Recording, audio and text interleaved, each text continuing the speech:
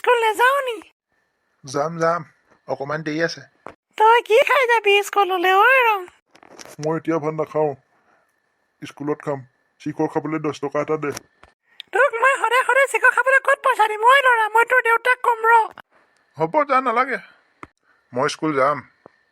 হ'ব যা, তই যা, মই ভাত বনাই থম, আহি পেলাই খাবি। আৰু স্কুলত দুষ্ট নকৰিবি, যা। ঐ মিণ্টু, চিখৰ অকণ দে। মোৰ ওচৰত অকমানহে আছে, তোক মই কেনেকে দিওঁ ঐ ৰং?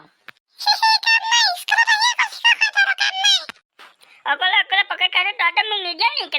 এই ব'ল ক্লাছটো কৰি লওঁ, দাটা খাম পেকেট, মই খুৱাম ব'ল। ঐ ৰংমন, তই কালি কিয় স্কুল নাহিলি? ছাৰ, মোৰ জ্বৰ হৈছিল। তোৰ দেউতাক মই ফোন কৰিম ৰ, কৰিছো ৰ।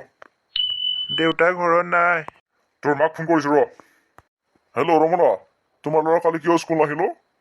হে হৰি, পাকঘৰত কাম কৰিবলৈ শান্তি নাই, অকল ফোনে আহি থাকে হয়, মই ৰমলা হয় কাকতি ছাৰ, কওকচোন। হয় ৰমনা, সি চিখৰ টিখৰ খাবলৈ লৈছে, ই ঘৰত ফাঁকি দিবলৈ লৈছে। অলপ তাক বুজাবা আৰু ভালকে পঢ়িব ক'বা, আৰু তাৰ পৰীক্ষাৰ ওচৰ চাপিছে। বৰ ভোক লাগিছে, কিবা এটা খাই যাংগৈ। আজিলৈ বাই। আপোনালোকে যদি এনেকুৱা ভিডিঅ' চাই থাকিব মন যায়, আমাৰ চেনেলটো ছাবস্ক্ৰাইব কৰিব আৰু লাইক কৰিব, এটা কমেণ্ট কৰিব। আজিলৈ বাই।